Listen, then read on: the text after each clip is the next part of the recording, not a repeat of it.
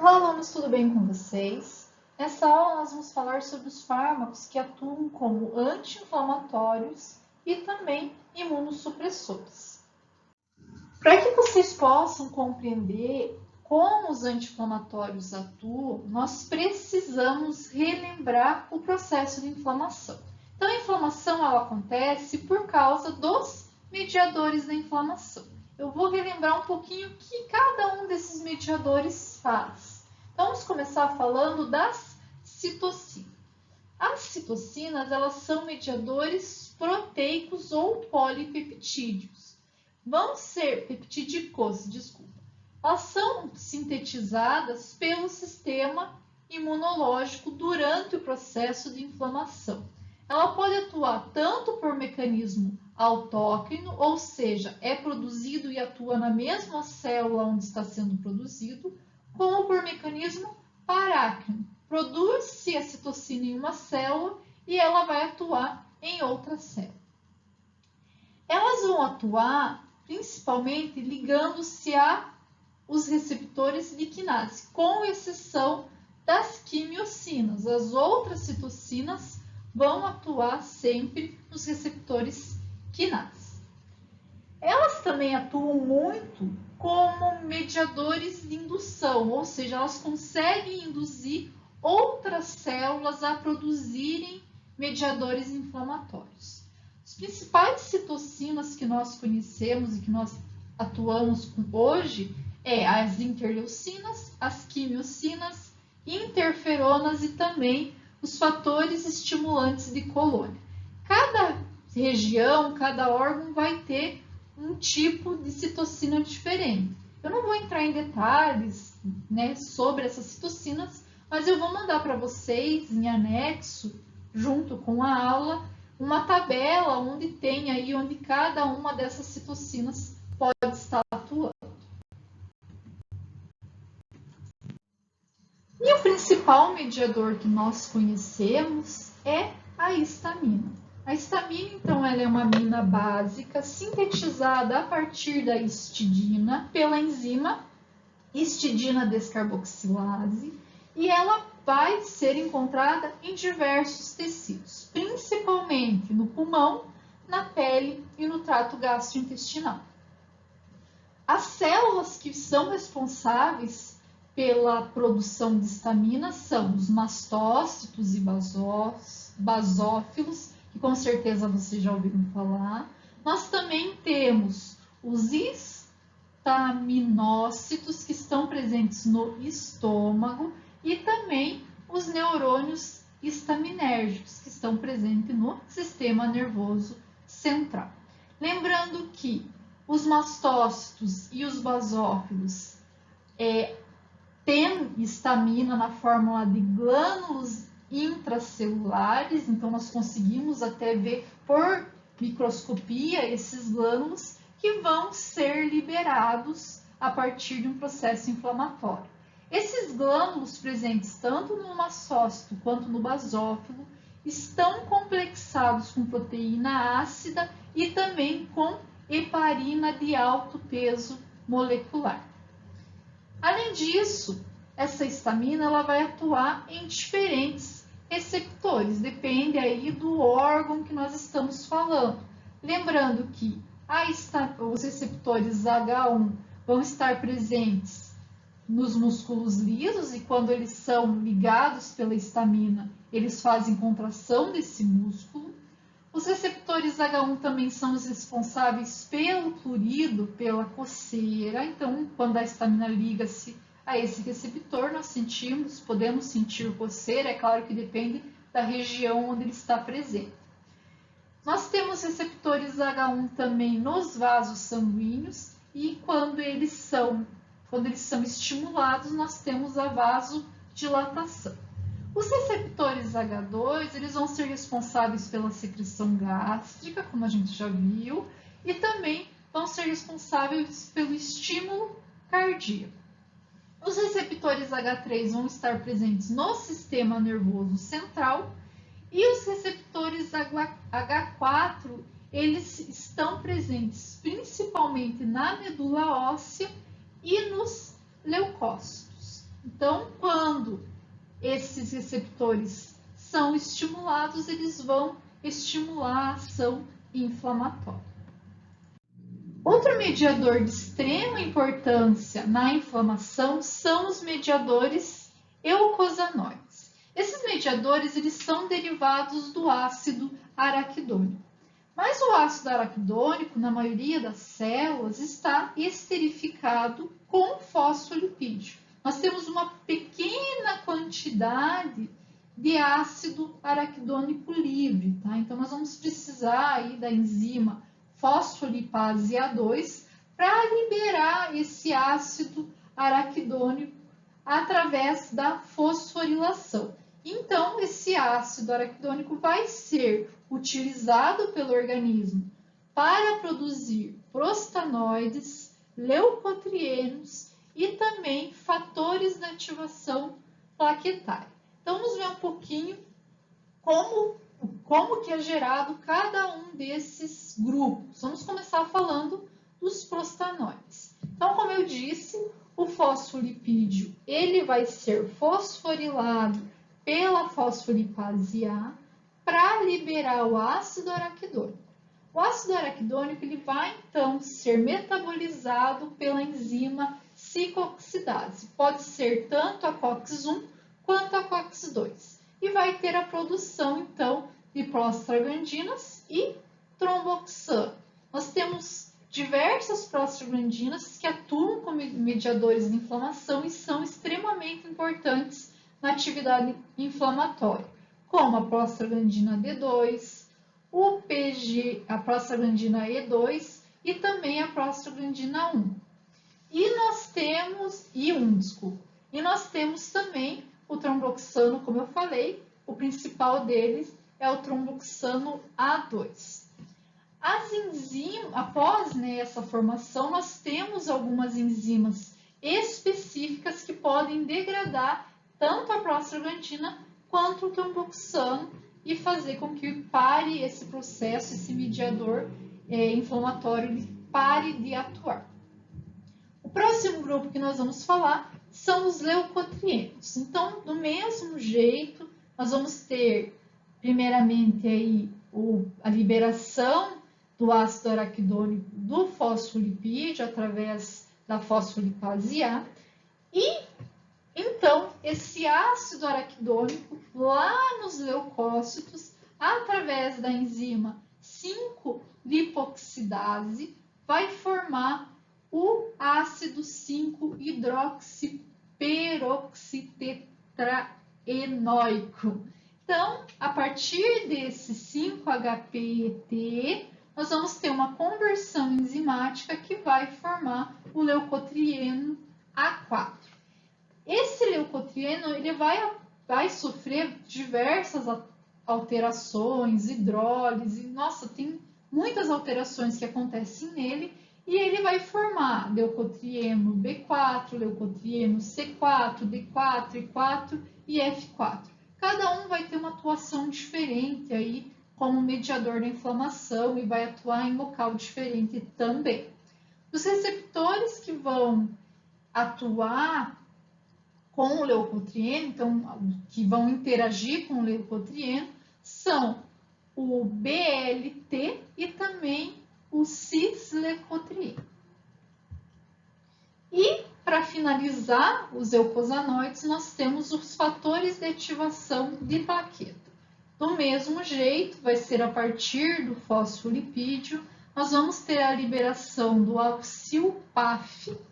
Esse alcil-PAF vai interagir com o PLA2 e vai produzir o liso-PAF. Nós vamos ter uma acetilação para formar os fatores de ativação de plaquetas. Então, aqui é acetil, fator de ativação de plaqueta, liso, fator de ativação de plaqueta e, para finalizar, o fator de ativação de plaqueta. Então, esse fator ele foi ativado e ele pode ser desativado a partir de uma desacetilação. Então, se ele for desacetilado, ele volta a ser transformado em liso-PAF. ele é produzido pelas plaquetas em resposta à trombina e também por células inflamatórias ativadas. O PAF, ele faz vasodilatação, aumenta a permeabilidade vascular, aumenta a quimiotaxia, ativa outras células, principalmente leucócitos, do tipo eosinófilo, também ativa a agregação plaquetária e faz contração da musculatura lisa. Além disso, esse fator de ativação de plaqueta, ele também está ligado à hiperresponsividade brônquica na asma. Lembra quando nós temos uma resposta tardia lá na asma? Um detalhe que eu esqueci de falar para vocês quando nós falamos de prostanoides é em relação a COX-1 e a COX-2. A COX-1, ela está ligada e está presente, na maioria das células na condição de enzima construtiva, onde nós vamos ter a produção de prostanoides que vão atuar como reguladores homeostáticos. Por exemplo, na modulação da resposta vascular. Enquanto que a COX-2, ela normalmente não vai estar presente, porém vai ser induzida através de estímulos inflamatórios. Então, ela vai ter uma produção maior durante a inflamação.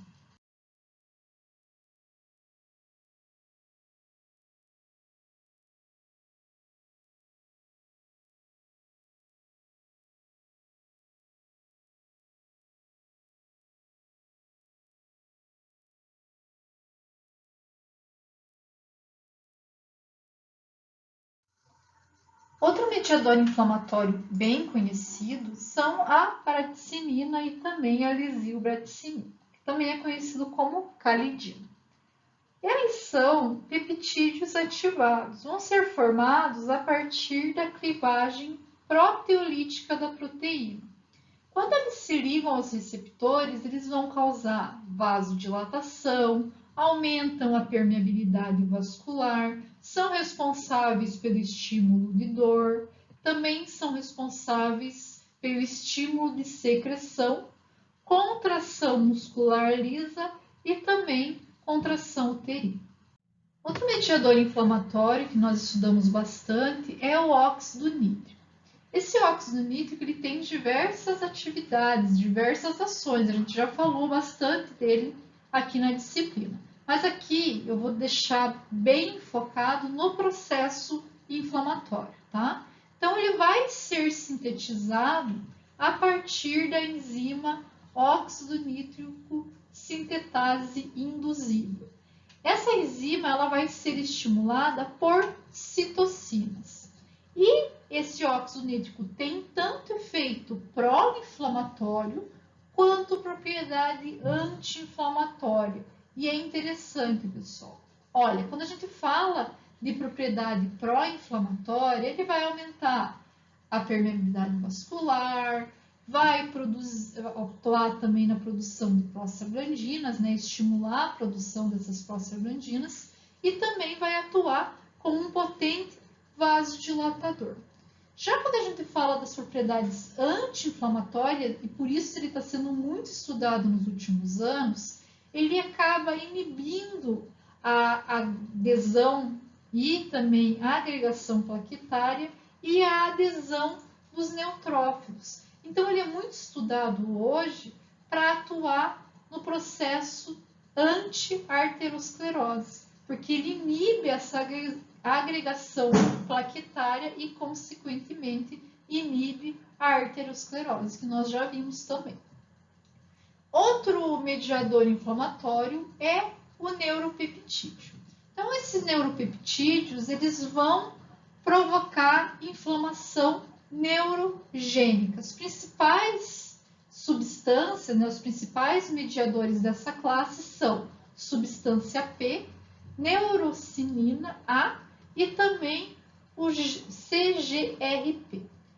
Tanto a substância P quanto a neurocinina A vão atuar em mastócitos, estimulando a liberação de histamina e também de outros mediadores. Enquanto o CGRP é um potente vasodilatador. E quando a gente tem vasodilatação, nós vamos ter um estímulo, um aumento de células na região que vão provocar, vão auxiliar e vão aumentar, né, a inflamação local. Os fármacos anti-inflamatórios, eles vão ser divididos em 3 grupos principais. O primeiro deles são os inibidores da enzima ciclooxidase, que são os anti-inflamatórios não esteroidais, que a gente tanto falou já nas aulas, né? Os AINES. Nós também temos fármacos que vão atuar como antirreumáticos. Então, eles são antirreumáticos que podem ser na classe antirreumáticos modificadores de doença e também podem ser imunossupressores. E a outra classe que nós vamos ver são os novos fármacos anticitocinas e também alguns agentes biológicos que vão atuar como anti-inflamatório. Os inibidores da ciclooxidase, eles são divididos em 2 grupos. Os AINES, que são os anti-inflamatórios não esteroidais, e os novos coxibes. Esses novos coxibes, eles são seletivos para COX-2. Acreditava-se que eles teriam menor efeito colateral, uma vez que eles seriam seletivos para COX-2. E realmente, eles têm menor efeito colateral dependendo aí da região que eles estão atuando. Porém, pessoal, eles ainda têm alguns efeitos colaterais comuns presentes nos AINES. Nós vamos falar um pouquinho sobre o mecanismo de ação dos AINES e também dos efeitos colaterais. Os novos coxibes seletivos, eu também, quando eu estiver falando dos AINES, eu vou falar para vocês um pouquinho deles e também se ele tem ou não esse efeito colateral. Os AINES, eles são utilizados para diversos tipos de doenças, né? Nós utilizamos ele para dores fracas, né? Dor de cabeça, dor muscular, e ele também auxilia em sintomas, né? De edema, de dores crônicas, mas ele só atua nos sintomas. Ele também auxilia na diminuição da inflamação aguda, e nós utilizamos ele no tratamento de dores pós-operatório, também dores odontológicas e menstruais. Como eu falei para vocês, nós utilizamos para enxaqueca e cefaleia e também pode ser utilizado como antipirético, ou seja, ele diminui a febre. Então, os AINES, eles são medicamentos conhecidos por atuar praticamente em 3 vertentes, como anti-inflamatórios, analgésicos e antitérmicos. Os AINES, como eu já comentei com vocês, eles atuam nas enzimas COX. Eles não são seletivos, tá, pessoal? Eles atuam tanto na COX-1 quanto na COX-2. A gente tem alguns medicamentos que são um pouquinho mais seletivos para a COX-2, mas a maioria desses AINES acaba atuando tanto na enzima COX-1 quanto na COX-2. Lembrando que a COX-1 ela está ligada mais aos mecanismos de homeostase do organismo, então elas são extremamente importantes. Já a COX-2 ela vai atuar mais na indução de prostaglandinas, na produção de prostaglandinas para efeito anti-inflamatório. Então, a partir do momento que nós utilizamos esses AINES, eles vão inibir tanto a produção de prostaglandinas como de tromboxanos. E nós vamos ver aí os efeitos dele como anti-inflamatório, analgésico e antipirético. No efeito anti-inflamatório, por ele atuar diminuindo a produção de prostaglandina, ele diminui a produção de prostaglandina E2 e também de prostaciclina, fazendo com que tenha uma redução na vasodilatação e isso diminui, consequentemente, a produção de edema. Por quê? Porque as células não conseguem, tanto as células quanto a água, não chegam naquela região porque nós não temos mais a vasodilatação e isso faz com que diminua o edema e também a inflamação. Por quê? Porque as células não chegam naquela região, tá? Em relação aos efeitos analgésicos, nós sabemos que quando os AINES diminuem a produção de prostaglandina, diminuem também a sensibilização das terminações nervosas aos mediadores, como por exemplo, diminui a sensibilidade à bradicinina, e isso faz com que nós tenhamos um efeito analgésico. Quando a gente fala de dor de cabeça, esse efeito dos AINES está na redução da vasodilatação, por ele ter uma redução do efeito vasodilatador. E diminuindo essa vasodilatação, nós temos uma diminuição na vasodilatação cerebral e diminui a dor de cabeça também. Tá? Então, ele atua um pouquinho diferente quando a gente fala de dor de cabeça, e isso é bem importante. Tá? Então, não se esqueçam. Quando a gente fala de efeito de dor de cabeça pelos AINES, ele vai fazer um efeito redutor na vasodilatação. Em relação ao efeito antipirético, como ele inibe a prostaglandina, nós temos uma diminuição dela, né, e diminuição do efeito dela no hipotálamo. Então, a prostaglandina, quando chega no hipotálamo, ela induz ao aumento da temperatura, né? Lembrando que o hipotálamo ele é responsável aí por controlar a temperatura corporal. Então, a partir do momento em que nós temos uma diminuição da prostaglandina, elas não chegam lá no eixo hipotalâmico e, consequentemente, a temperatura diminui ou não aumenta. Atualmente, existem mais de 50 tipos de AINES. Imagine, é muito, né? Então, por isso eu coloquei os mais importantes, os que a gente mais utiliza no dia a dia, mas existem vários outros, tá? Então, nós temos a aspirina, que foi um dos primeiros, né, a surgir, o ibuprofeno, naproxeno, indometacina, piroxicam, paracetamol, diclofenaco e dipirona. Então, esses AINES, eles não são muito seletivos, tá? Já o celecoxib e também o entoricoxib, eles são seletivos, ou melhor, mais seletivos para COX-2. Então, eles têm um pouquinho menos de efeito colateral quando comparado, por exemplo, com a aspirina, com paracetamol ou diclofenaco. E quais são os efeitos colaterais dos AINES? Então, como eles atuam em várias vertentes, praticamente no organismo inteiro, a partir do momento que eles inibem as prostaglandinas, eles vão ter um efeito colateral em diversas regiões do organismo. Vamos começar falando dos distúrbios gastrointestinais.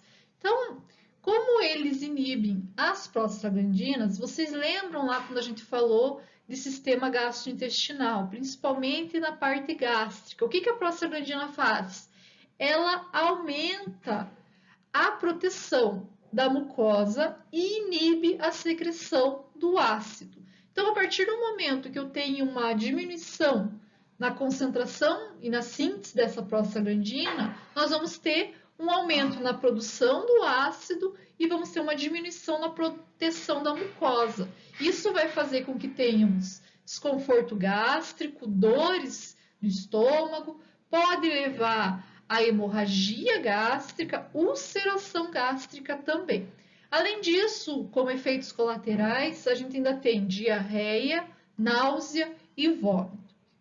Caso tenha-se uma emergência por causa de distúrbios, principalmente hemorragia e ulceração gástrica, pode-se utilizar o misoprolol. Lembra, eu já falei deles para vocês. Ele é um análogo da prostaglandina que diminui a agressão do estômago, né? Então, ele consegue atuar na proteção gástrica. Já quando a gente fala em reações cutâneas, não se sabe bem o mecanismo que esses AINES atuam. Mas sabemos que utilização excessiva de AINES pode causar reação eritematosa leve, urticária, fotossensibilidade e mais grave ainda, que é uma necrose epitelial disseminada, onde nós temos vou dizer assim, para vocês, uma doença bem rara, mas essa necrose pode levar aí a uma falta de produção do tecido, e isso é bem grave. Mas é claro que é raríssimo, ainda bem. Os AINES, eles também apresentam efeito colateral nos rins. Como eles inibem as prostaglandinas, tanto a E2 quanto a I2 e também as prostaciclinas, podem causar insuficiência renal aguda. Então, por quê? Porque essas prostaglandinas e a prostaciclina, ela vai atuar no fluxo renal, ela que mantém o fluxo sanguíneo renal normal. A partir do momento que elas são inibidas, pode-se ter insuficiência renal aguda. É claro que isso vai acontecer em indivíduos propensos a doenças renais, né? Ou pessoas idosas e crianças, é mais comum. Nós também podemos ter uma nefropatia analgésica, quando ocorre o uso abusivo desses AINES. Mas normalmente não é comum, tá? Então é um uso prolongado de AINES e abusivo, principalmente paracetamol. Em relação aos efeitos cardiovasculares, como ele inibe as prostaglandinas que vão atuar lá na mácula densa renal, nós podemos ter uma hipertensão induzida por AINES. Como outros efeitos adversos ainda, nós podemos ter as alterações hepáticas, principalmente quando a pessoa já teve algum problema renal, já está com os rins comprometidos. Então, nós não temos a eliminação desses AINES e começa a ocorrer alteração hepática, principalmente paracetamol, que vocês sabem, nós já falamos um pouco sobre isso. Paracetamol acaba levando a problemas hepáticos. Então, o uso abusivo dele pode ser um grande problema, tanto para o nosso fígado quanto para o nosso rim. Nós também temos a inibição plaquetária. Essa inibição plaquetária só vai acontecer quando é seletivo ao COX-1, tá? Então, os inibidores seletivos da COX-2, eles não têm esse efeito de inibição plaquetária. Algumas vezes a gente até utiliza, por exemplo, a aspirina, que é o mais conhecido, para inibir mesmo essa agregação plaquetária. Então, é bem comum.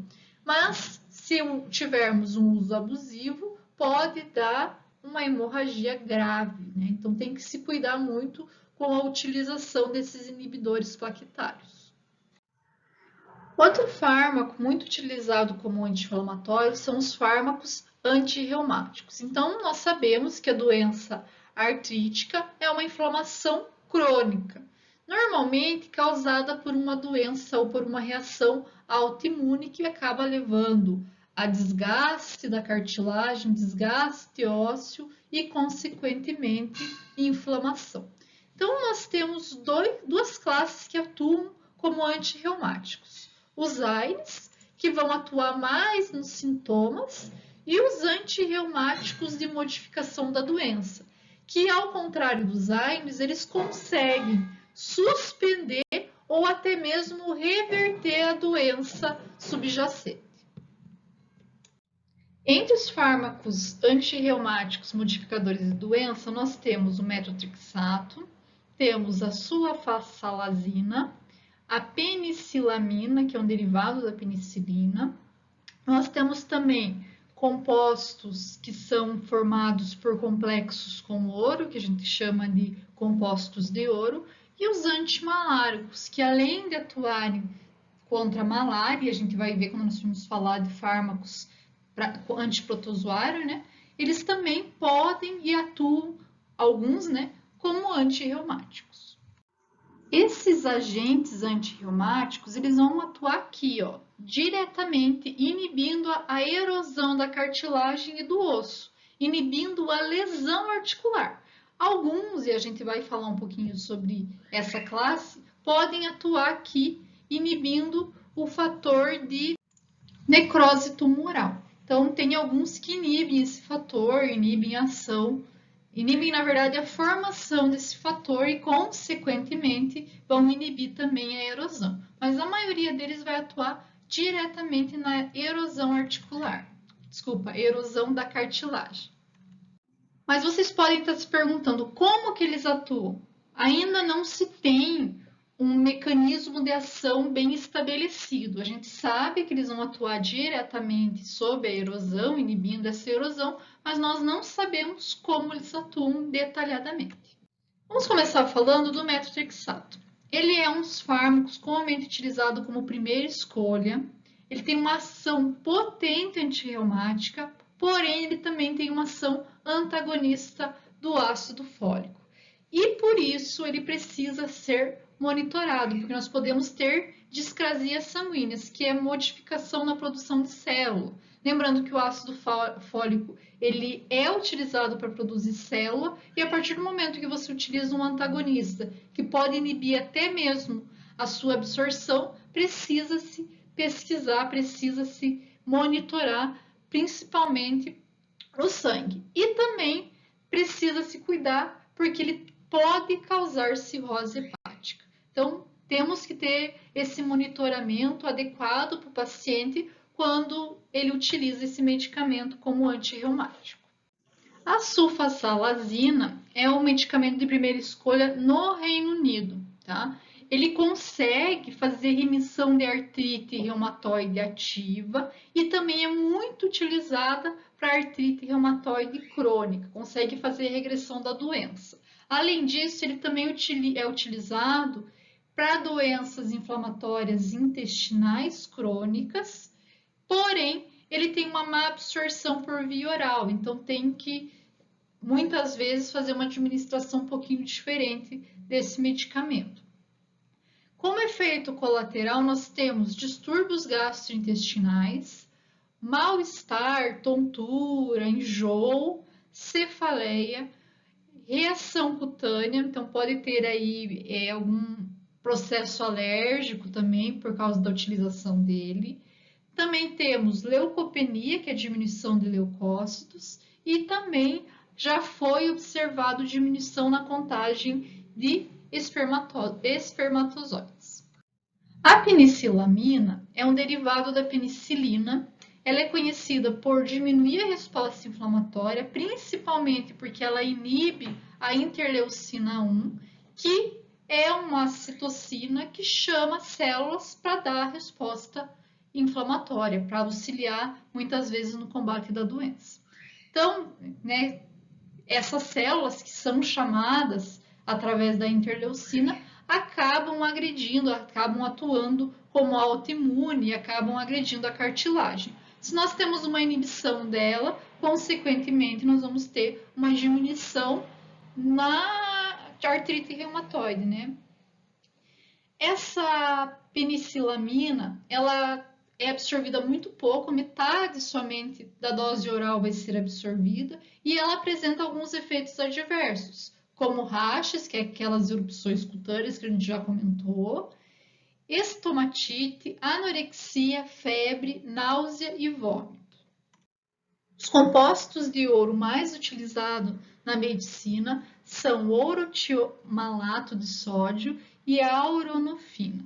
Eles demoram para ter ação, mais ou menos 3 a 4 meses, até tem ação antes, mas a ação máxima deles demora de 3 a 4 meses para ser conseguida. Em relação ao mecanismo de ação, o orotimalato, a gente não tem conhecimento ainda de como ele atua. Já a auronofina, ela vai inibir a produção tanto de interleucina 1 quanto do fator de necrose tumoral, e isso faz com que iniba a ação, a produção e também a sinalização para algumas células. Consequentemente, nós vamos ter uma atividade antirreumática.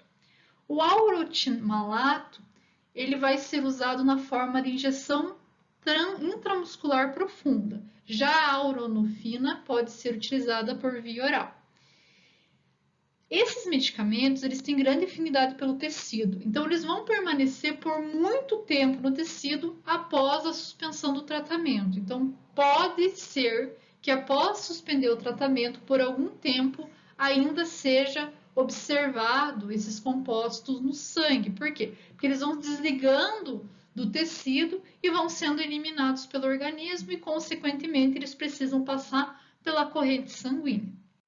Como efeito adverso, nós temos arraste, úlceras bucais, sintomas de resfriado, proteinúria, que é aumento de proteínas, principalmente na urina, trombocitopenia e também algumas discrasias sanguíneas, porque a partir do momento que ele inibe a interleucina e também o fator de necrose tumoral, ele pode diminuir a produção de algumas células, e isso faz com que ocorra uma diminuição de células sanguíneas.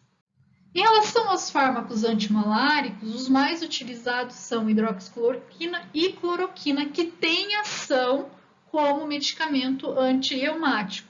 A hidroxicloroquina e a cloroquina também é utilizado para lúpus, então ele é utilizado para lúpus como antirreumático e antimalárico. O problema é que quando utilizado como antirreumático, ele demora mais ou menos um mês, até mais, para fazer efeito. E muitas vezes, alguns pacientes, digamos assim, 50% deles não respondem a essa medicação. Por isso, a utilização tanto de hidroxicloroquina como cloroquina como antirreumático é um dos fármacos de última escolha, digamos assim. Precisa-se estudar a utilização dos outros antes para ver se realmente compensa a utilização deste fármaco como antirreumático. Em relação aos efeitos adversos, nós temos náusea, vômito, tontura, turvação da visão, cefaleia, urticária, retinopatias e também perda da audição. Pode acontecer, é raro, mas pode acontecer. O efeito deles como antimaláricos, eu vou falar para vocês quando a gente for falar de protozoários, tá? Então, hoje vai ficar só aqui na parte antirreumática mesmo. Nós vamos, então, para os fármacos imunossupressores. Esses fármacos vão ser utilizados para doença autoimune, para prevenir ou também tratar a rejeição de transplantes e para reduzir a proliferação de linfócitos ou até mesmo a ação desses linfócitos. Quando a gente fala de fármacos imunossupressores, provavelmente deve ter passado na mente de vocês, são fármacos que diminuem a ação imunológica. A partir do momento em que esses fármacos diminuem a ação imunológica, nosso organismo fica mais suscetível a outras doenças. Então, tem que se ter um cuidado quando a pessoa faz essa utilização, principalmente por pegar resfriado, por exemplo, que pode levar a uma doença muito séria, muito maior do que uma pessoa que não faz utilização de imunossupressor. Além disso, nós precisamos dessas células de defesa que os fármacos estão suprimindo para combater, por exemplo, células que sofreram mutação. Então, algumas vezes, durante a utilização de imunossupressor, pode acontecer o aparecimento de câncer. Por quê? Porque a pessoa não tem células que está matando, que está eliminando essas células que foram modificadas. Então, a utilização dos fármacos imunossupressores são extremamente importantes, mas para as doenças corretas, né, que são doenças autoimunes, prevenção ou tratamento, né, da rejeição de transplante, ou quando se tem alguma outra utilização importante. Esses fármacos imunossupressores, eles podem ser divididos em 3 classes. A primeira classe são os fármacos que inibem a produção ou ação da interleucina 2, como a ciclosporina e também o tacrolimo. Nós temos também fármacos que inibem a expressão do gene de citocinas, como os corticosteroides. Esses corticosteroides, nós vamos ter uma aula só sobre eles, porque eles atuam em diversas frentes, tá? Hoje eu vou falar bem brevemente, mas a gente vai ter uma aula detalhadamente sobre eles. E também eles podem atuar, né, esses imunossupressores, inibindo a síntese de purina e pirimidinas, como por exemplo a azotioprina, o microfenato de mofetina. É um nome complicadinho também, mas eles vão inibir as purinas ou as pirimidinas. Vamos começar falando então da ciclosporina. Ele é um potente medicamento imunossupressor, porém não apresenta efeito anti-inflamatório em doenças agudas. Pode ser utilizado, como eu falei para vocês, em doenças autoimunes, onde tem-se a inflamação crônica. Como que essa ciclosporina ela atua? Ela vai atuar inibindo, como eu já até falei no slide anterior, a síntese da interleucina 2. Ela também vai diminuir a atuação dessa interleucina nos receptores. Então, ela atua tanto na síntese como na expressão dos receptores. Ela vai atuar, reduzindo a indução e proliferação dos clones do linfócito T citotóxico a partir do linfócito T precursor, que é o CD8. Por quê? Quando nós temos uma inibição da síntese da interleucina 2, consequentemente, nós vamos ter uma diminuição ou uma redução total quase nessa proliferação clonal. Consequentemente, a ação imunológica vai diminuir e não vai ter atividade imunológica nesse paciente. Além disso, nós temos uma redução na função do linfócito T efetor, que é responsável pela resposta mediada por células. Por quê? Nós vamos ter aí a atuação novamente da interleucina 2. A partir do momento que nós inibimos essa interleucina 2, consequentemente, ela não vai atuar estimulando o linfócito T. Isso faz com que tenha uma diminuição naquela hipersensibilidade tardia. Então, não vai ter a atividade ou ação imunológica tardia, tá? Além disso, ainda, nós vamos ter uma redução das respostas do linfócito B dependentes de linfócito T. Por quê? O linfócito T está imunossuprimido, consequentemente, ele não vai estimular o linfócito B. Em relação ainda às características da ciclosporina, nós temos que ela é pouco absorvida por via oral, então pode ser administrada por via oral, mas geralmente ela é administrada por infusão intravenosa. A meia-vida dela é de aproximadamente 24 horas e ela se acumula no tecido. Para vocês terem uma ideia, a concentração presente no tecido é de 3 a 4 vezes maior do que a encontrada no plasma. Em relação aos efeitos adversos, nós temos nefrotoxicidade, hepatotoxicidade, hipertensão, anorexia, letargia, erutismo, tremores, formigamento e distúrbios gastrointestinais. Então, por isso, provavelmente vocês já devem ter ouvido falar que as pessoas que fazem utilização desse medicamento, desses imunossupressores, têm diversos efeitos colaterais. E é interessante que essa ciclosporina ela não tem efeito depressor sobre a medula óssea. Então, nós continuamos tendo a produção normal das células. O tacrolimo, ele apresenta um mecanismo de ação bem semelhante à ciclosporina, porém, ele tem um efeito mais potente. Além disso, ele também vai ter, consequentemente, um efeito colateral semelhante à ciclosporina, porém mais potente. Ele é muito utilizado no transplante de órgãos. Também vai ser utilizado em eczema atópico grave e nós vamos ter ele tanto por via oral, como intravenosa, como tópica, porque ele pode ser utilizado para eczema atópico grave. O eczema atópico grave é uma doença que causa vermelhidão na pele, aparecimento de bolha, então ele é bem utilizado para essa doença. A meia-vida dele é em torno de 7 horas, então diferente da ciclosporina, que tinha uma meia-vida de aproximadamente 24 horas. A azatioprina vai atuar interferindo a síntese de purina. E tem um detalhe, ela também é citotóxica.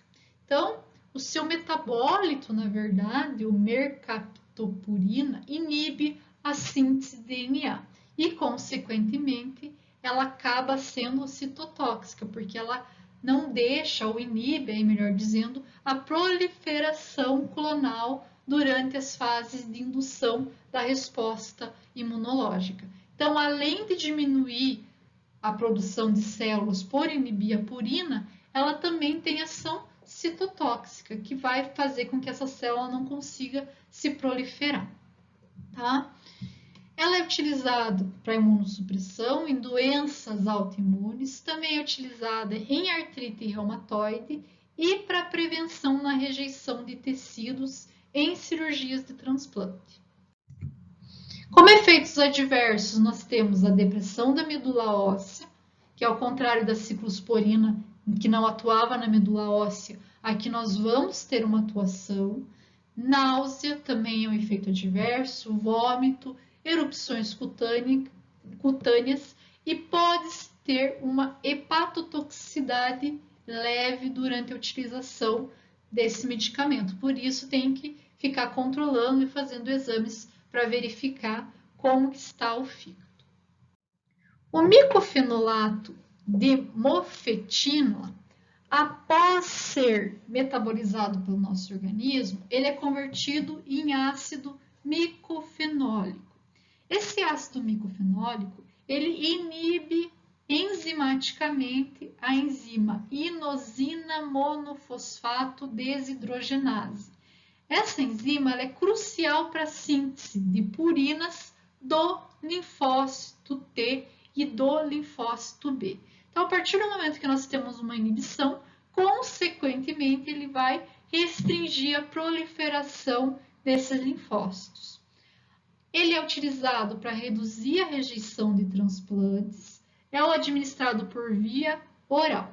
Um detalhe bem interessante é que ele atua somente nas purinas do linfócito T e B. Ele não vai atuar em outras purinas de outras células, não vai interferir na produção de outras purinas. Por isso, ele é considerado relativamente seletivo à produção de linfócito T e B. Em relação aos efeitos adversos, nós temos efeitos gastrointestinais, como náusea, vômito, e também pode ter aí queimação no estômago, efeitos que dizem respeito a esse sistema. O outro fármaco que nós vamos falar para finalizar esses imunossupressores é a leflunomida. Ela vai atuar sobre a enzima dihidroorotato desidrogenase, que é responsável pela síntese das pirimidinas. A partir do momento que ele inibe essa síntese, ele acaba inibindo especificamente o linfócito T ativado. E, consequentemente, nós vamos ter uma diminuição na atividade imunológica. Esse fármaco, ele sofre uma reação, uma circulação, uma absorção, heterohepática. Então, nós vamos ter uma meia-vida bem prolongada e precisa se ter o cuidado para não ter uma dose muito grande e até mesmo uma toxicidade, porque ele sempre vai estar sendo reabsorvido até a eliminação completa, né? Mas ele sempre vai, por um longo tempo, ele vai estar sendo absorvido pelo nosso intestino. Em relação aos efeitos adversos, nós temos diarreia, alopécia e elevação das enzimas hepáticas. Por quê? Porque nós vamos ter uma metabolização, precisa-se ter uma metabolização grande desse fármaco por causa da circulação heterohepática e, consequentemente, tem-se uma elevação nessas enzimas. Outra classe de fármacos utilizados nas doenças inflamatórias são os fármacos anticitocinas ou outros biofármacos. Esses fármacos eles são utilizados somente em casos graves, onde as outras classes não tiveram ação. Por quê? Porque são medicamentos caros, tá? Então, eu vou falar um pouquinho de alguns, não vou falar de todos para não ficar muito cansativo. Vamos começar falando do adalimumab, que é um anticorpo monoclonal humanizado que vai atuar neutralizando o fator de necrose tumoral. Ele pode ser utilizado na artrite reumatoide moderada grave, também pode ser utilizado em doença de Crohn, utiliza-se também psoríase, tem várias utilizações dele. Nós temos também aqui, ó, a anacinra, que é uma proteína recombinante que vai atuar sobre a interleucina 1 como antagonista do receptor e vai ser utilizado na artrite reumatoide de moderada a grave. Nós temos também o daclizumab, que é um anticorpo monoclonal humanizado, antagonista do receptor da interleucina 2 aos linfócitos, e isso faz com que ele atue aí, diminuindo, imunossuprimindo o organismo. E é muito utilizado como medicamento durante a cirurgia de transplante. E nós temos aqui, por último, a natalizumab. Vocês viram que termina a maioria deles com MAB, né? Ele é um anticorpo monoclonal humanizado, vai ser sua atuação aí como neutralizador dos linfócitos e é utilizado na esclerose múltipla grave. Esses fármacos, igual os imunossupressores, vão atuar na função imunológica do nosso organismo. E isso vai fazer com que nós tenhamos uma diminuição da imunidade. E pode ocorrer o aparecimento de doenças latentes, como tuberculose, hepatite B. Nós podemos também ter infecções oportunistas, principalmente no trato respiratório, porque nós vamos ter uma diminuição da nossa imunidade. Além disso, esses fármacos também têm distúrbios gastrointestinais, como náusea, vômito. E para finalizar as classes de anti-inflamatórios, nós vamos falar dos antagonistas da histamina. Prometo, pessoal, que é a última classe, tá? Então, lembrando que nós temos 3 receptores de histamina no nosso organismo, o H1, H2 e H3. Os medicamentos vão atuar como antagonistas. Quando eles atuam como antagonistas H1, eles vão diminuir as condições inflamatórias e alérgicas. Quando eles atuam como antagonistas H2, eles vão inibir a secreção gástrica.